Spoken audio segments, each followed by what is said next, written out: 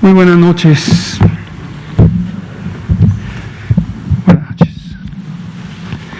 Muy buenas noches, son las 19 horas en punto del miércoles 30 de septiembre, el último día de septiembre de 2020. Y vamos a iniciar la conferencia de prensa diaria sobre COVID-19, la pandemia causada por el coronavirus SARS-CoV-2, aquí en el Palacio Nacional de México, en la Ciudad de México. Hoy vamos a tener, como siempre, nuestro informe técnico que presentará el doctor José Luis Salomía, director general de Epidemiología del Gobierno de México. Y tenemos el gran gusto de recibir al secretario de Turismo, Miguel Torruco Márquez, quien nos trae un tema importante, muy importante, que es un informe sobre el balance económico del turismo en México.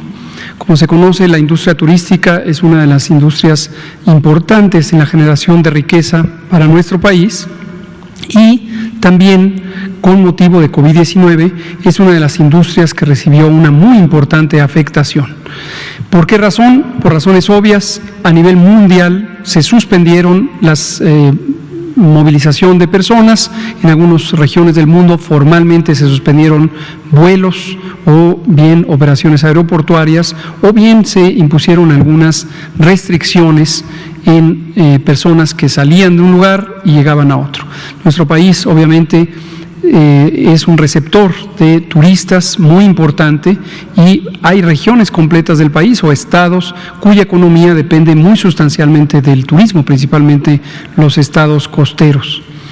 Afortunadamente, la disminución de la actividad de COVID-19 nos dio el lugar para empezar a desconfinar también la actividad turística y desde hace ya un par de meses pudimos establecer mecanismos para reactivar la industria turística. Hablo en plural porque esto ha sido una de las experiencias más gratas de colaboración interinstitucional entre la Secretaría de Salud y la Secretaría de Turismo. El propio secretario Torruco y todo su equipo han sido realmente colegas con los que es muy grato trabajar, con un nivel de profesionalismo impresionante, rigor metodológico y enseguida echamos mano de distintos protocolos internacionales, estándares donde había y donde no había, fuimos generando nuestros propios estándares de seguridad sanitaria en el turismo y esto nos ha permitido avanzar en esa materia.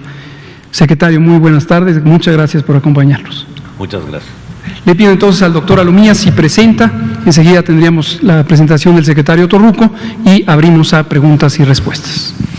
Con mucho gusto, señor secretario. Muy buenas tardes a todas las personas que de manera virtual o presencial nos hacen el favor de acompañarnos en esta conferencia vespertina número 213, día número 123 de la nueva normalidad. Estamos ya en la 18ª semana desde que se implementó el semáforo de riesgo COVID. Como saben, hay entidades que en este momento estarían en riesgo medio, algunas en riesgo, alto todavía, y una entidad en riesgo bajo. Vamos a iniciar con la actualización del escenario nacional. Para el día de hoy son más de 1.952.000, nos estamos acercando ya a los 2 millones de personas que han sido notificadas por presentar signos y síntomas compatibles de la enfermedad, es decir, que fueron clasificadas como casos sospechosos. De este total, 743.216 para el corte del día de hoy han dado ya positivas a la prueba que identifica el virus SARS-CoV-2 y por tanto son los casos acumulados hasta el momento confirmados de COVID-19. Pero así también 889.134 han dado negativo a esta prueba, por lo tanto son casos descartados a pesar de que presentaron infección respiratoria aguda grave.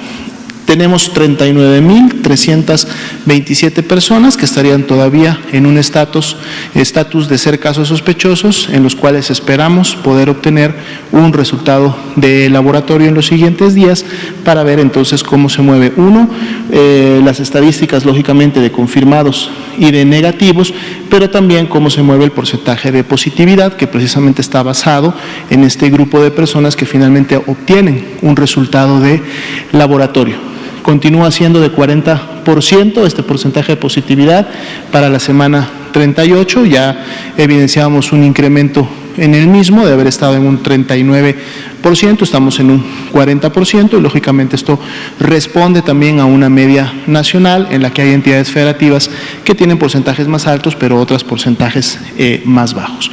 Veamos la siguiente diapositiva. Aquí vamos sobre los casos ahora estimados. Los estimamos por porcentaje de positividad, es decir, tomamos todos los que ya tienen un resultado confirmatorio, un resultado positivo, y a todos los casos sospechosos, independientemente que tengan o no una muestra de laboratorio o que esta muestra de laboratorio pueda o no tener un resultado, les aplicamos el porcentaje de positividad semanal y lo sumamos a los confirmados, y entonces así tenemos la proyección de una curva que es de casos estimados, que es precisamente el azul de color claro en la parte superior.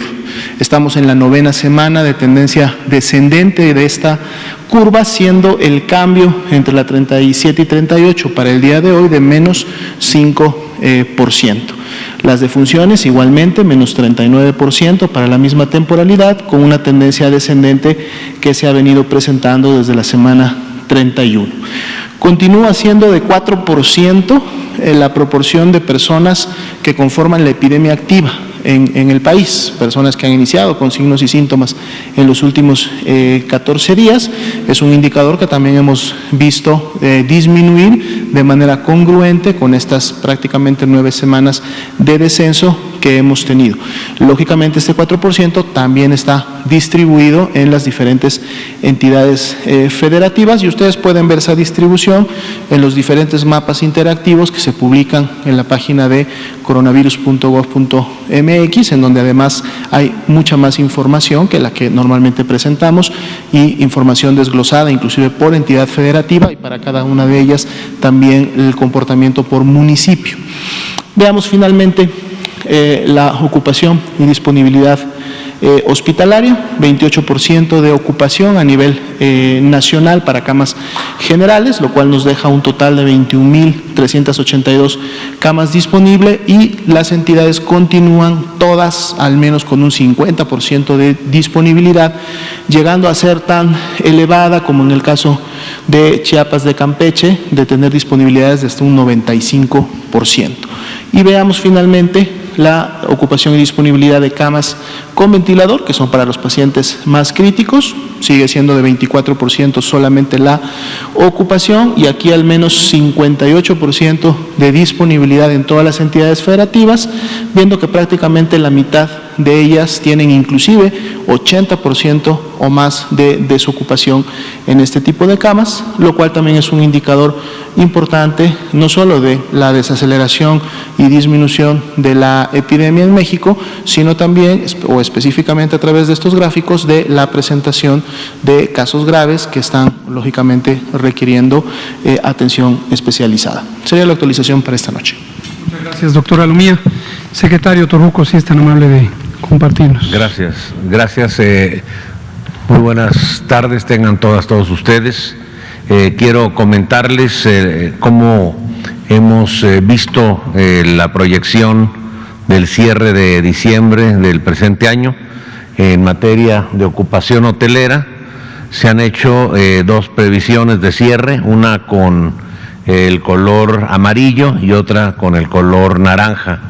Estas proyecciones desde luego pueden variar porque todavía se puede cambiar a verde en algunos lugares, y recordarles que el 86% del total del turismo de internación que recibe nuestro país se concentra en 6 plazas de vocación turística, que son Cancún en primer lugar, segundo lugar Ciudad de México, tercero Playa del Carmen, luego sigue Los Cabos, luego Nuevo Vallarta y Puerto Vallarta.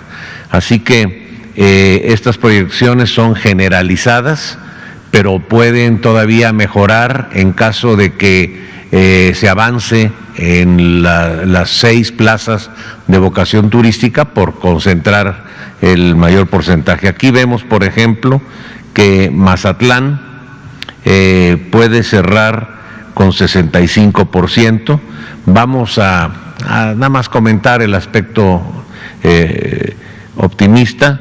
Los Cabos con un 62.5, Puerto Vallarta 62, Acapulco con un 43, Huatulco un 50.4, Rivera Maya 57.5, Cancún 60.6, Veracruz 43.7, Ciudad de México 29%, Monterrey 36%, esa es la proyección promedio 42.8%, que es lo que estamos previendo de acuerdo a la tendencia actual. La siguiente, por favor.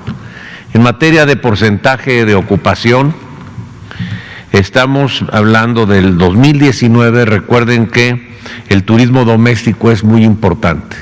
Tan solo al cierre del 2019 se desplazaron 259 millones de turistas nacionales, de los cuales aquí vemos 102 millones, cerrando números, se hospedaron en hotel y hubo una derrama de 211.327 millones de pesos.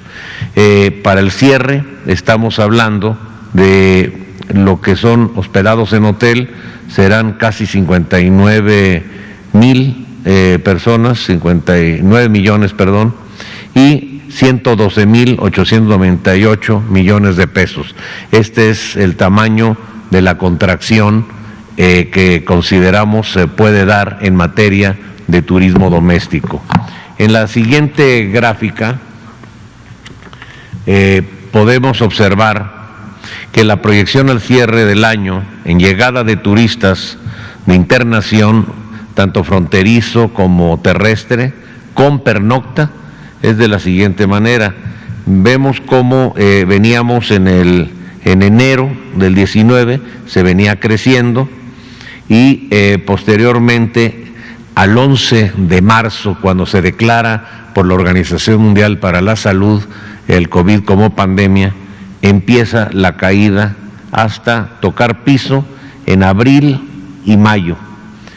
Para junio empieza una leve recuperación que se va en junio, luego viene una, prácticamente se está quieta la tendencia al alza, porque son los meses que históricamente son no buenos en materia turística, y a partir de noviembre se ve el alza hasta llegar a la cifra que marca en esta gráfica. Quiere decir que la internación vía aérea de 19.635.000 la tendremos de 6.847.000.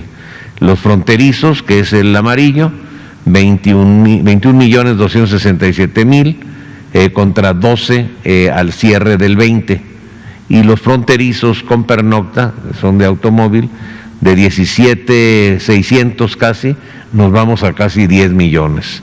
Vemos cómo vino esa caída dramática y cómo poco a poco se empieza a recuperar, por lo que podemos decir que para el próximo año seguirá un gran periodo de crecimiento y de recuperación. Ahora bien, en excursionistas por cruceros, vemos que siempre, de acuerdo a las temporadas, se venía creciendo. A partir de septiembre veníamos creciendo más del 1.000.000, ahí posteriormente empieza el descenso hasta marzo. En abril vuelve a tocar piso los cruceros y se quedan en cero. Hace 2 días se dio a conocer a través de la Secretaría de Salud el protocolo de cruceros, que nos los había estado solicitando mucho la presidenta de la Federación de Cruceros de Florida y el Caribe. Hemos venido trabajando de la mano con la Secretaría de Salud, hemos hecho varios protocolos, desde los turistas varados en hoteles cuando se dio la pandemia, hemos hecho varios protocolos. El más sobresaliente fue el protocolo de apertura paulatina del sector turismo, que va aparejado con el color de los semáforos, y quedaba pendiente el protocolo de cruceros. Una vez que la semana pasada nos comprometimos con la señora Michelle Page, quien es la presidenta de la Federación de Cruceros de Florida y Caribe, que es prácticamente el fuerte de nuestro país, y pues afortunadamente ya salió el protocolo, ya lo tiene ella, lo está homologando con el criterio norteamericano, que prácticamente está similar al nuestro, y vemos cómo podría recuperarse aquí hasta, calculamos que en noviembre inicien los cruceros, noviembre y diciembre, así que esa breve recuperación que tenemos acá hay que sumarle lo que se traía anteriormente, lo que nos da la cifra en el 2019 de 9.095.000 cruceristas a 3.135.000 por la recuperación que se tiene en los próximos 2 meses, pero tomando en consideración los meses que se venía ya trabajando antes de la pandemia. En la siguiente gráfica podremos observar la proyección de llegada de turistas internacionales vía aérea, considerando que fue un gran avance que la Secretaría de Estado de Estados Unidos lograra quitar la alerta 4 en materia de salud a alerta 3, es decir, alerta 4 es no vayas a tal lugar, pero esa misma alerta la tenían todos los países. Estados Unidos, a través de la Secretaría de Estado, ha reconocido la metodología y el trabajo que se ha hecho en nuestro país y decidió cambiarla a toma tus precauciones, que es alerta 3. Esa diferencia automáticamente nos da 12.4 puntos adicionales a las expectativas, así que con el nivel 3 ahora pues estamos hablando de que a partir de septiembre del 20 pues podremos tener una importante recuperación. En la siguiente gráfica vemos los principales vuelos, que ese es otro de los asuntos que también ha dejado la pandemia.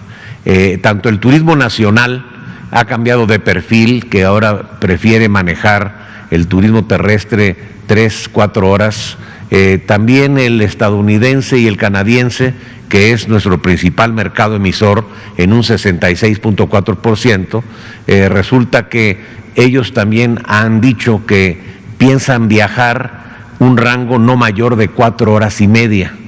¿Qué quiere decir? Que ahí se nos abre otra gran oportunidad para nuestro país, ya que hay tan solo de Canadá 22 rutas que hemos detectado que están en ese rango, de Ottawa, de Quebec, de Toronto, de Winnipeg y de Regina. Así que podría haber una repunte bastante interesante, sobre todo que en los canadienses tienen la temporada de invierno de finales de octubre hasta mediados de abril. Así que entra dentro de ese rango, por ello es importante ver cómo se ha venido mejorando el mercado canadiense en esta recuperación después, ya en este momento. Igual pasa con el mercado estadounidense. El canadiense hablamos de 13% y la diferencia es 55% de Estados Unidos. Vemos también que hay 37 rutas con el rango de 3 a 4 horas, a 4 horas y media. ¿Qué quiere decir? Que también se abre otra posibilidad de que México sea la gran opción para poder cambiar las expectativas. Estamos convencidos de que ojalá y nos falle estas expectativas de cierre, porque sería para bien de un mayor porcentaje de ocupación, mayor derrama y sobre todo la recuperación de los empleos que se fueron perdiendo cuando se llegó prácticamente al piso. Cambiando de tema, una muy grata noticia fue los resultados del primer tianguis turístico digital. Como ustedes saben, a partir del día 11 de marzo, que se da a conocer que el COVID es declarado pandemia, fuimos los primeros en tomar una decisión que, pues si nos hubiésemos equivocado, hubiese costado mucho dinero, porque fuimos los primeros en posponer la fiesta principal, el tianguis turístico. Estuvimos platicando mucho tiempo, el doctor Gatell y un servidor, porque era una decisión también con el gobernador del estado de Yucatán, donde va a ser la sede, y decidimos primero posponerlo a septiembre y luego ya lo cambiamos para el mes de marzo del próximo año, la 45 edición de la feria más importante. Pero como preámbulo al tianguis, decidimos hacer la primera edición digital.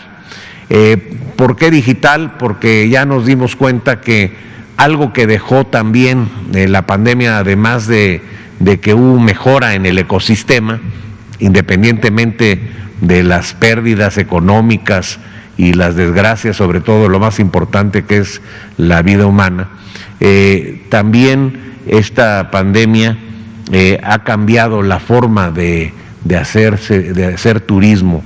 La política turística de las naciones se ha venido ajustando a las nuevas necesidades y expectativas del consumidor cada vez más informado y exigente.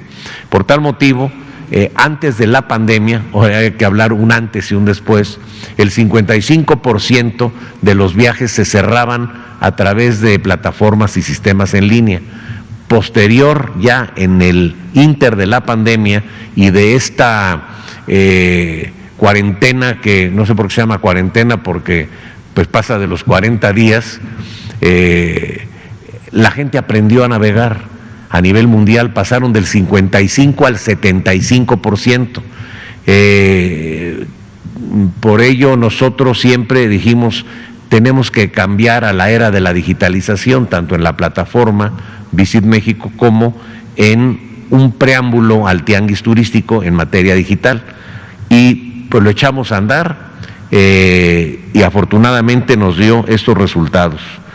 1,964 compradores de 1,185 empresas de 45 países, 27,539 citas de negocio, 4,820 asistentes a la ceremonia de inauguración y a los seminarios que impartimos, 730 archivos que se subieron a la plataforma, 21,488 descargas de documentos, videos y videos de México y sobre todo accesos a ligas de internet, y 88,695 interacciones comerciales entre los participantes. El monto total de las transacciones fue de $100 millones y los estados con mayor participación de prestadores de servicios fueron Yucatán, Guerrero, Guanajuato, Puebla, Coahuila, San Luis Potosí, Tlaxcala, Michoacán, Sinaloa, Tabasco, Baja California y Nayarit. Y los estados y las empresas más visitadas fueron el Tren Maya. Hubo mucho interés de los europeos y de los estadounidenses y también de los países asiáticos, el Tren Maya, City Express, la compañía hotelera, el estado de Guerrero, Interjet, Mérida, Posadas de México, Puebla, Tren Maya, Fonatur, que ya lo repetí, el Grupo Vidanta, Xcaret y el estado de Yucatán. Así que nos fue muy bien, estamos muy contentos porque el tianguis digital llegó para quedarse. Cada año vamos a llevar a cabo nuestras ediciones virtuales, digitales, y también vamos a iniciar la especialización ya en temas de nichos de mercado, porque es parte de lo que nos ha solicitado en las encuestas de salidas los miembros que asistieron. Para concluir, les doy buenas noticias de que la inversión privada en proyectos turísticos en cartera que se iniciaron en el 2019 ascienden a 193,543 millones de pesos en las 32 entidades federativas. Se desglosan de 578 proyectos y los estados con mayor inversión hasta el momento son Nayarit, Baja California Sur y Ciudad de México. Para darles estos comentarios es buenas noticias. Y concluyo diciéndoles que los próximos eventos de gran importancia son el mes de noviembre, la segunda edición del Tianguis Turístico de Pueblos Mágicos, que se llevará a cabo en San Luis Potosí del 26 al 29 de noviembre, gracias al apoyo que estamos recibiendo del gobernador Juan Manuel Carreras López, excelente amigo y quien ha estado muy interesado en que se lleve allá. Hago la aclaración que va a ser presencial y estamos sujetos a las disposiciones sanitarias del color naranja, de la sana distancia del color naranja. En el caso de que cambie a amarillo, lo adaptaremos obviamente elevando la participación y las políticas necesarias, pero estaremos sujetos al 100% a las disposiciones de los protocolos que tanto salud como turismo hemos venido trabajando juntos. A partir también del mes de marzo del próximo año, llevaremos a cabo la 45 edición del Tianguis Turístico en Mérida, Yucatán, donde Mauricio Vila Dosal pues le ha echado muchas ganas y estamos trabajando de la mano. Eso es hasta el momento cómo está la actividad turística y sobre todo cómo ha venido impactando esta pandemia dentro de las nuevas acciones que hemos emprendido respondiendo a los nuevos momentos que nos ha impuesto esta pandemia a nivel mundial. Muchas gracias. Muchas gracias, secretario. Miguel Torruco Márquez, secretario de Turismo de México. Este tema, como decíamos al inicio, nos parece que es importante que se conozca, en primera porque hay muy buenas noticias o noticias positivas dentro de las dificultades que enfrenta el mundo en reactivar su economía. Nos interesa mostrar que la población conozca cuáles son los mecanismos por los que se ha ido logrando recuperación económica en México, aún dentro del contexto de una epidemia que sigue activa, afortunadamente ya con casi 9 semanas consecutivas de un periodo de descenso. Y, como decíamos, la respuesta a la pandemia de COVID, en el caso mexicano, desde el inicio fue establecida por nuestro presidente, el licenciado López Obrador, como una respuesta que tenía que estar basada en principios científicos, en acción técnica y en una buena coordinación al interior del gobierno. Es decir, se visualizó desde el inicio como una respuesta del Estado Nacional, no simplemente como un tema restringido al aspecto de la salud. Y hemos comentado en múltiples ocasiones que la complejidad del manejo de una epidemia inconmensurable, una pandemia como esta, que no tenía precedente desde 1918, cuando se presentó la pandemia de influenza, implica la vinculación de múltiples protagonistas del acontecer público, porque en general hay 2 elementos cruciales que se deben cuidar. Esto lo hemos comentado varias veces. Por un lado está la salud y la vida de forma directa, en la medida en que nos enfrentamos a un virus, un agente biológico que ocurre o surge hacia la especie humana en forma natural, pero que es capaz de causar enfermedad grave y muerte en las personas. En ausencia de tratamientos específicos o de vacunas o de otros mecanismos de prevención, el único instrumento o el instrumento fundamental es lo que se ha ejecutado en todos los países del mundo: el distanciamiento, la sana distancia, el confinamiento, el evitar los contagios por medidas administrativas que irremediablemente llevan a que las personas no puedan estar en el espacio público. Pero hay que hacerlo, porque hay que cuidar la salud y la vida de manera inmediata, y es la prioridad. Pero al mismo tiempo, la consecuencia es que se reducen las actividades económicas, porque las personas no pueden estar presentes en los sitios de trabajo, o porque las personas, y esto lo ilustra mucho el sector turístico, no pueden concurrir para consumir, comprar los productos, en este caso los productos turísticos, la experiencia turística de alojamiento, de transporte, de exploración. Y eso tiene consecuencias también muy importantes que en última instancia afectan la salud y pueden incluso afectar la vida. Entonces son 2 bienes públicos que hay que cuidar, y un Estado nacional, un Estado responsable, tiene que estar cuidando los equilibrios entre una acción y la otra, todos los días se tiene que calibrar cuál es el equilibrio conveniente. Hacerlo requiere la participación de personas expertas en múltiples campos, al interior del gobierno, desde luego representados por las personas titulares de las dependencias federales, en los gobiernos estatales también, empezando por las personas titulares del Poder Ejecutivo Estatal, pero además vinculando a múltiples protagonistas de la sociedad. Y así es como se ha conducido el manejo de esta epidemia, y este es un ejemplo muy específico, pero muy ilustrativo en uno de los sectores económicos tan importantes para México.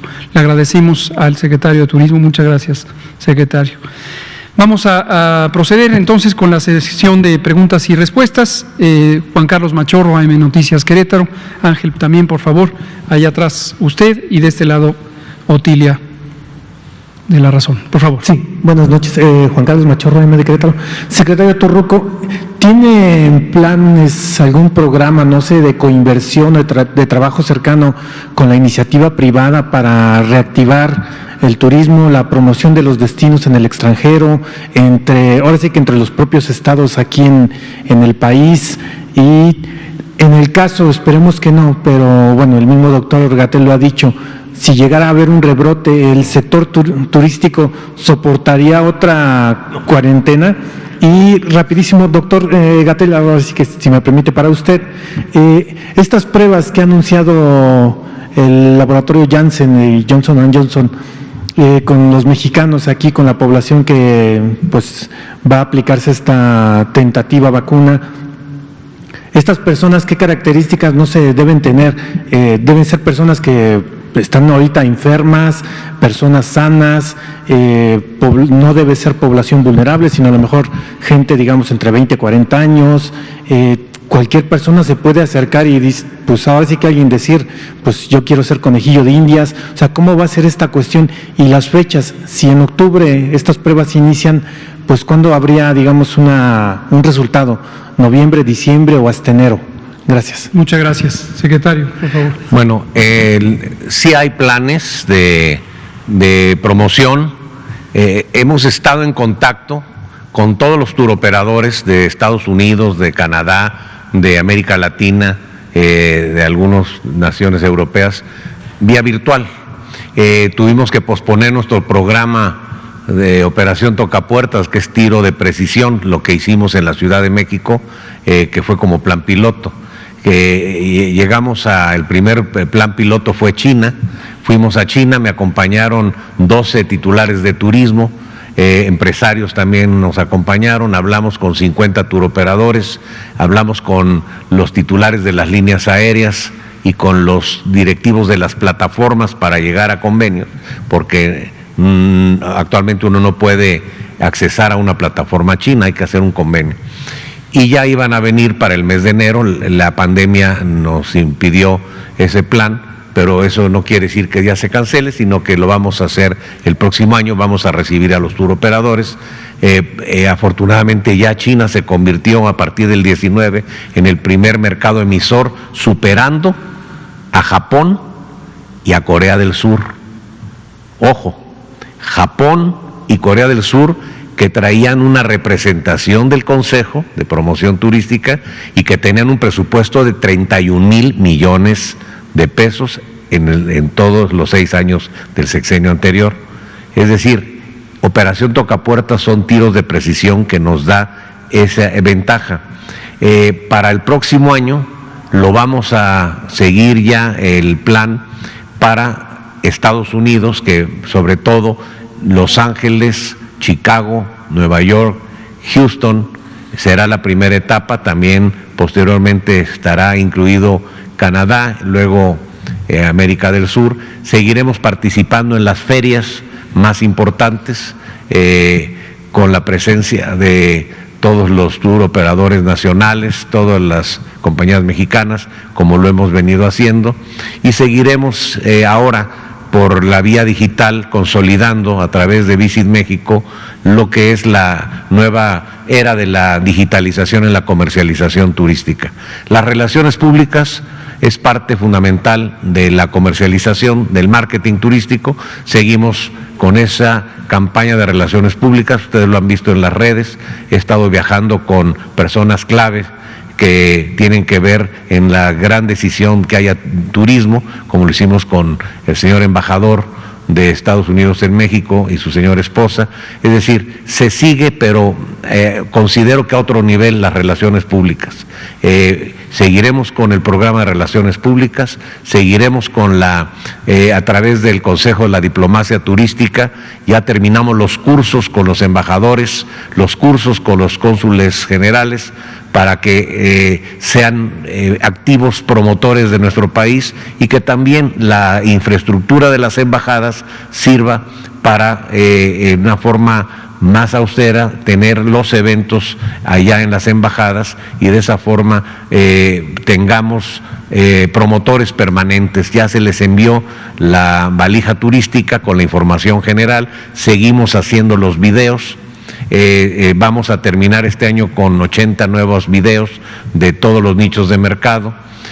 Ahora bajo otro concepto, verán pasar un carro Ford, es el patrocinador. Es decir, ya hay que quitar las inercias y los vicios anteriores que en ocasiones sí dieron resultado, pero estamos en otra era, una era de austeridad, pero de mayor eficacia, y seguiremos trabajando para hacer presencia en los mercados internacionales.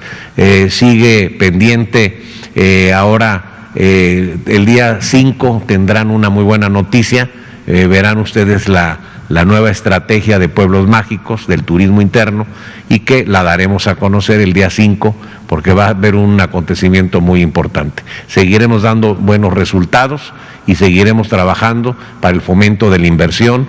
Les he dicho la inversión que es bastante importante y que eso genera empleos y sobre todo que vamos a responder a la problemática actual. Recuerden que al cierre del 18 estábamos en el lugar 40 en gasto per cápita. El año pasado logramos escalar 3 puestos al 37. Es decir, la potencialidad turística de una nación no se debe de medir en el número de turistas recibidos, sino en las divisas captadas. Y si estamos en el lugar 17, quiere decir que hay 16 naciones que sus gobiernos, su sector privado, han tenido mayor creatividad para crear, concebir, promover y comercializar mejor su producto turístico que responda a las nuevas expectativas, necesidades de un turista cada vez más informado y sobre todo astuto. Así que nos estamos adaptando a los nuevos tiempos y pues hay que esperar el fin de la película. Les pongo un ejemplo ya para concluir. Cuando determinamos ya no subsidiar los grandes eventos deportivos, nos tupieron las críticas. Yo les decía, aguanten siquiera a fin de año. ¿Qué pasó? Se dieron todos los abiertos de tenis, de golf, de Fórmula 1, etcétera, sin necesidad de que el Estado mexicano desvíe recursos que debe de ser canalizados para beneficio de la población y no para subsidiar eventos que de por sí son autofinanciables. Entonces, aquí el final de la película es cuando termine este sexenio, es cuando verán si la nueva política turística dio resultado o no dio resultado. Como lo hicimos en la Ciudad de México, en 4 años le cambiamos de giro a la ciudad, de una ciudad de negocios a una ciudad turística. Integramos el producto y convertimos a la ciudad con 32 nuevos vuelos directos en 4 años, en la ciudad más visitada de toda América Latina, de turistas hospedados en hotel, y segundo lugar por abajo de Cancún en turismo de internación. Es decir, ahí esos programas son los mismos que estamos implementando para integrar mejor el producto y de esa forma responder más a las expectativas del consumidor. Excelente, muchas gracias, secretario. ¿Y su otra pregunta? Sobre las pruebas de Janssen, características de población. ¿Cómo no? Las vacunas COVID y en general todas las vacunas. Aquí es muy importante visualizar que la investigación clínica no es un proceso caótico, no es algo que se haga a voluntad, a ver quién se apunta y qué ocurre. Lo digo porque esta expresión, sé que no lo hace con mala voluntad, de decir conejillos de India, es muy peligrosa porque puede transferir una idea equivocada de que la investigación clínica es un proceso descuidado. no es así. Desde hace muchos años, décadas, a lo largo de toda la segunda mitad del siglo XX y lo que llevamos del XXI, se han ido estableciendo estándares de ética, estándares de seguridad en la investigación clínica. Existen protocolos técnicos perfectamente definidos que gobiernan la investigación clínica, y cada proyecto de investigación clínica que se hace para cada producto farmacéutico o insumos o dispositivos tiene que seguir esos estándares. Para ese propósito existen comisiones de investigación, y las comisiones de investigación por ley, hay un reglamento de la Ley General de Salud en materia de investigación para la salud, se establece que las comisiones deben tener un comité de investigación, un comité de bioética o ética en investigación y un comité de bioseguridad. A su vez, estos comités que están establecidos en las dependencias de clínicas o los centros de investigación, los institutos de investigación, a su vez, COFEPRIS regula el buen funcionamiento de estos comités o comisiones, y la Comisión Nacional de Bioética también los regula. Y COFEPRIS, la Agencia de Regulación Sanitaria Mexicana, tiene también otro proceso independiente, pero obviamente conectado, para garantizar la autorización del protocolo, la conducción de la investigación clínica y desde luego en su momento la evaluación de los resultados. Entonces sí, la figura de conejillo de Indias se quedó muy atrás, posiblemente en el siglo XIX, vamos a transferirla hasta allá. Hoy la investigación clínica se hace con estándares sumamente rigurosos. Además hay otro estándar que se conoce en el mundo de la investigación farmacéutica como buenas prácticas de manufactura, es un estándar de fabricación de productos, y cuando digo un estándar es una serie de requisitos extremadamente rigurosos, y otro estándar análogo que se llama buenas prácticas clínicas, que establece los distintos criterios de conducción de la atención clínica y la investigación clínica durante un proceso de investigación. ¿Quiénes son las personas que pueden participar? Eso se estipula en cada uno de los protocolos dependiendo de cuál es el producto. No son intercambiables los criterios. La vacuna de un laboratorio puede tener unos criterios y otro laboratorio otros criterios. Estos criterios se llaman criterios de selección. Son criterios de inclusión, criterios de exclusión, criterios de eliminación del proceso de investigación, y se trata, como dice mi amigo el doctor Mauricio Rodríguez, vocero de la UNAM para el tema de COVID, de personas que son seleccionadas de acuerdo a un protocolo riguroso. En el caso específico de Janssen, ellos decidieron hacer algo que nos parece una muy buena práctica, seguramente sentará un precedente muy positivo para la investigación farmacéutica, que consiste en hacer público el protocolo de investigación. Otros laboratorios no lo han hecho público, pero ellos sí lo han hecho público, y prácticamente cualquier ciudadano del mundo puede tener acceso al protocolo y conocer todo el diseño del protocolo. En el caso de México, hemos estado en conversaciones con el laboratorio Janssen, que tiene un domicilio formal en México, no solamente para el proceso de procuración temprana de vacunas, sino para facilitar la investigación clínica en vacunas, en esta vacuna en particular. Y estas conversaciones lo que nos permiten es también que no haya obstáculos innecesarios, excepto aquellos que son indispensables y jamás serán relajados para garantizar la seguridad, la eficacia y la calidad de los productos.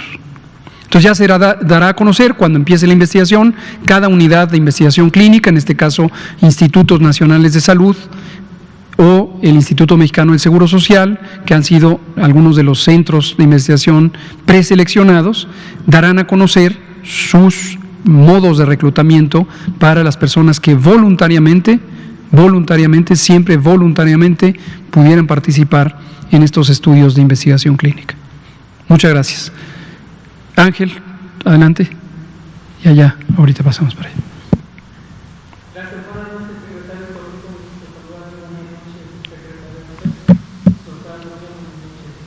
Dos preguntas, si me permite. No sé si actualmente sigan haciendo evaluación de pasajeros en los globalizadores de Sabre, Amadeus.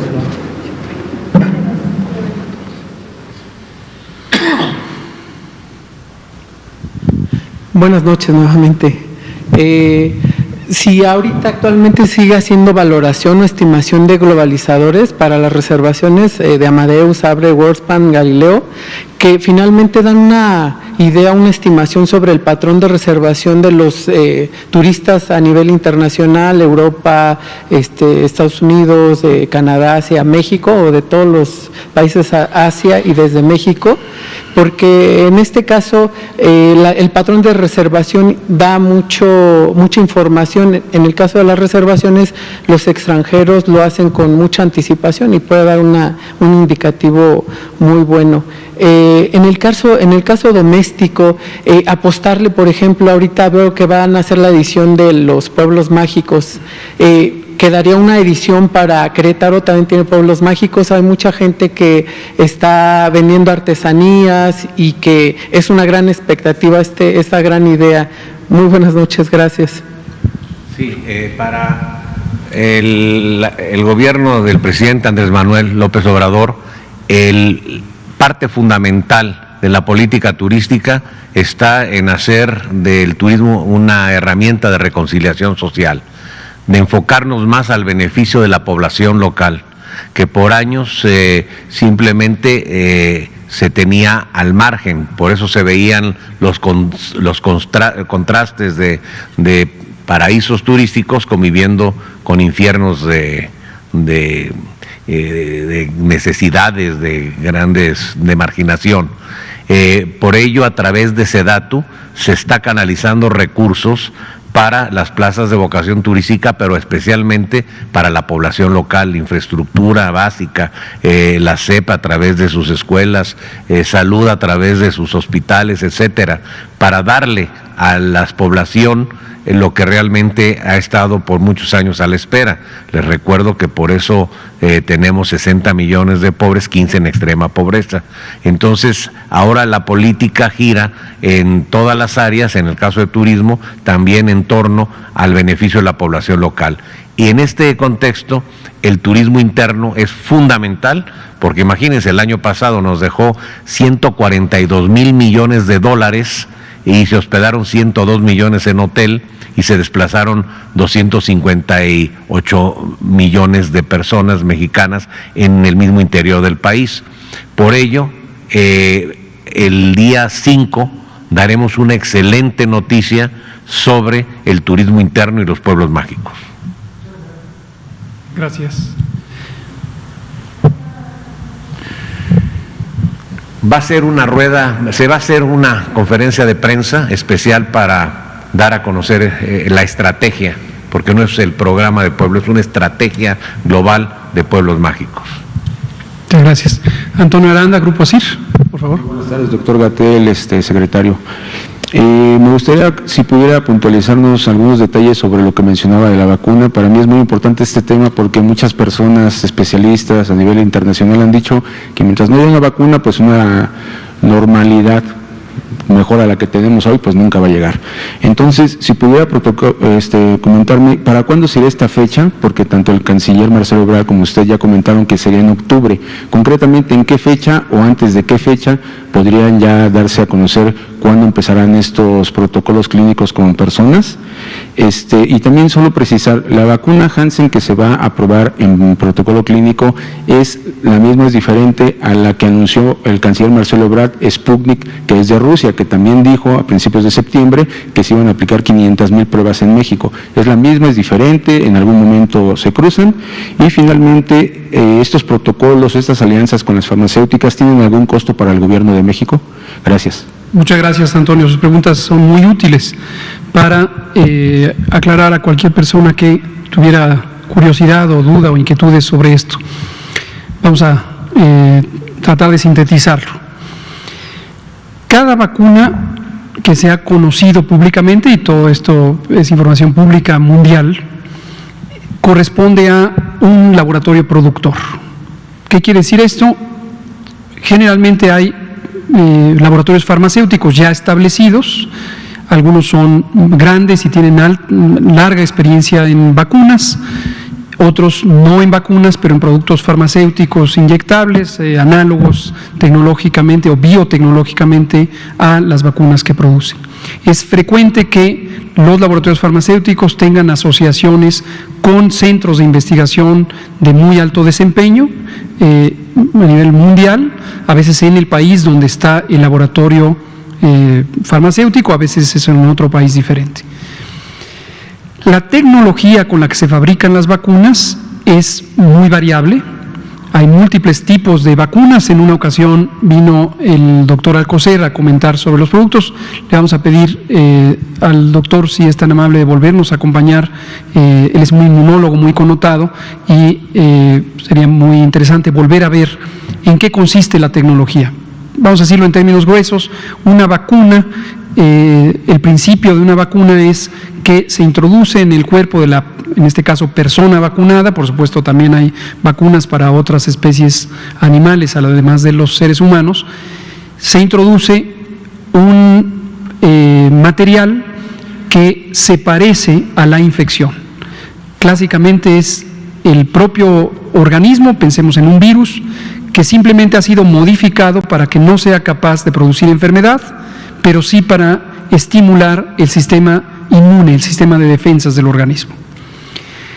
En el siglo XX, quizá en la primera mitad del siglo XX, se usaba un tipo de tecnología que hoy consideraríamos relativamente básico, en el que se afectaba la capacidad de los agentes infecciosos, virus o bacterias generalmente, de producir enfermedad por distintos mecanismos químicos o de transferencia entre células, por ejemplo. Se hacían cultivos de células y a través de ellos se iban cosechando, lo voy a decir de una manera relativamente vernácula, pero se iban cosechando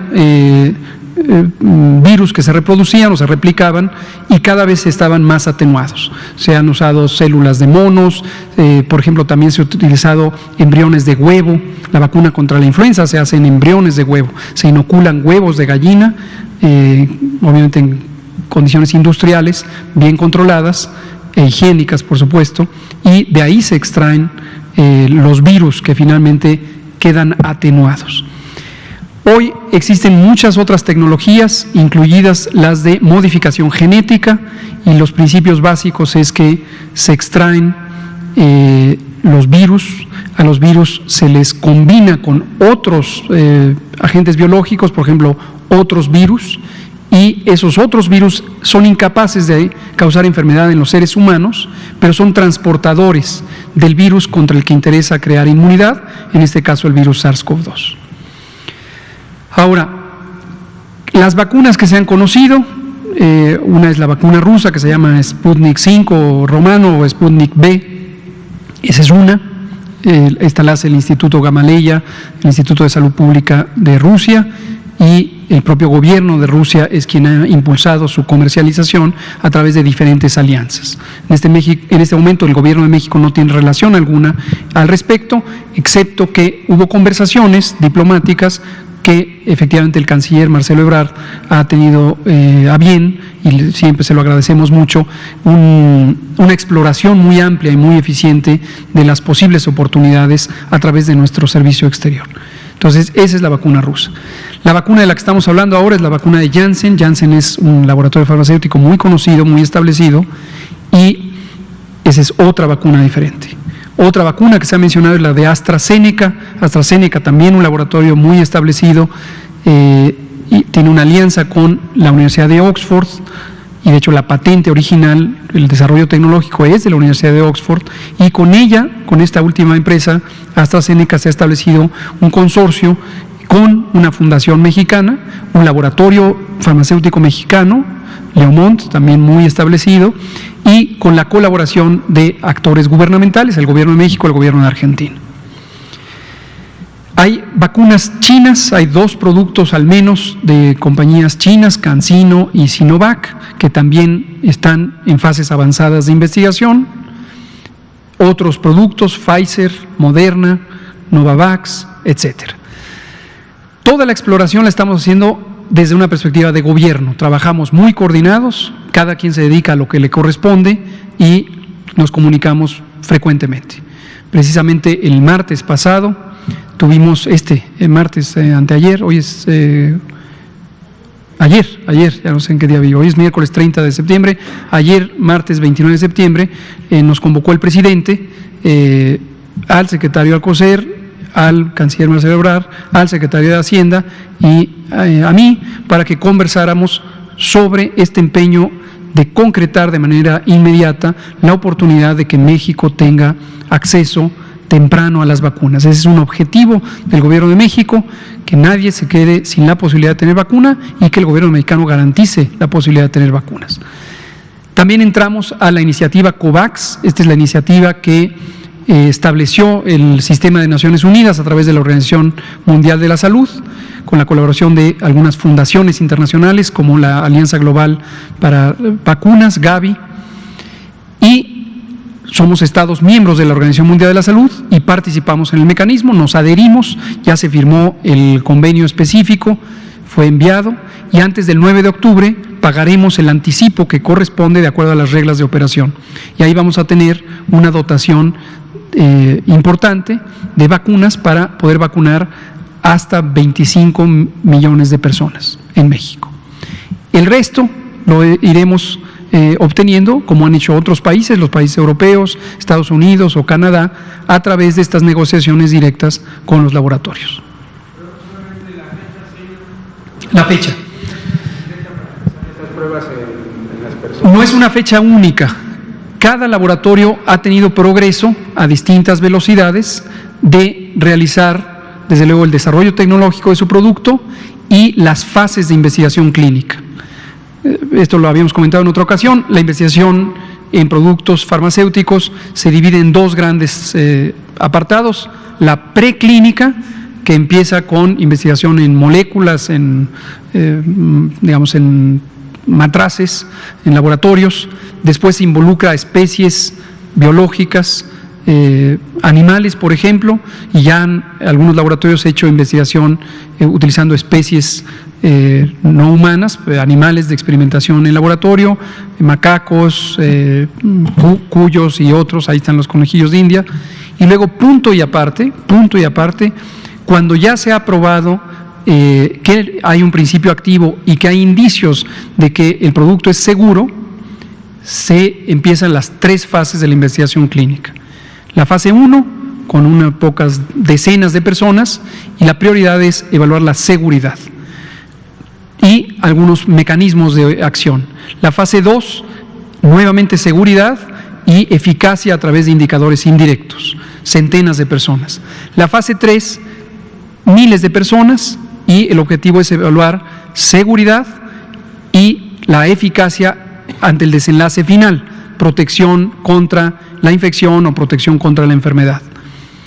Existe todavía una fase 4 que es posterior al establecimiento de un registro sanitario y a la comercialización y uso del producto, en donde se hace investigación en millones de personas en el uso real para evaluar otro tipo de objetivos como posibles reacciones muy raras o esporádicas y desde luego la efectividad poblacional.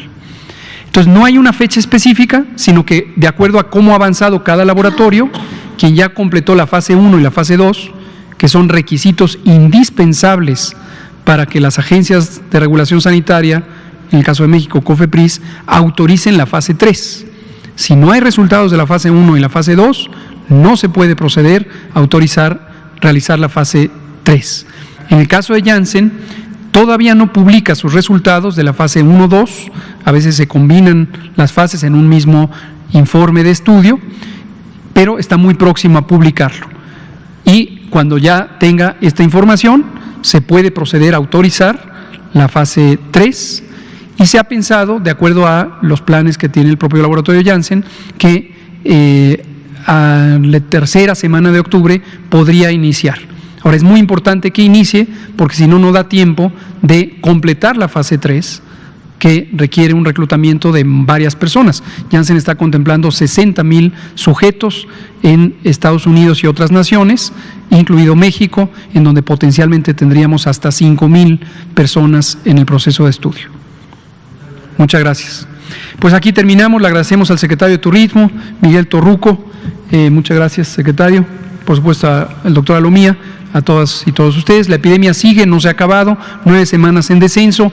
Importantísimo mantener las medidas de sana distancia, el distanciamiento físico, el uso de cubrebocas, en particular en espacios públicos cerrados, y lavarnos las manos continuamente. Si tiene síntomas, no se espere, no se espere. Vaya a evaluación, fiebre, tos, dolor de garganta, dolor de cabeza, piense que podría tener COVID, aunque la epidemia lleva 9 semanas a la baja, todavía hay importante transmisión, y si usted tiene esos síntomas, piense que tiene COVID o puede tener COVID y vaya a que le evalúen a un hospital. Llegar temprano ayuda a salvar vidas. Muchas gracias. Muchas gracias.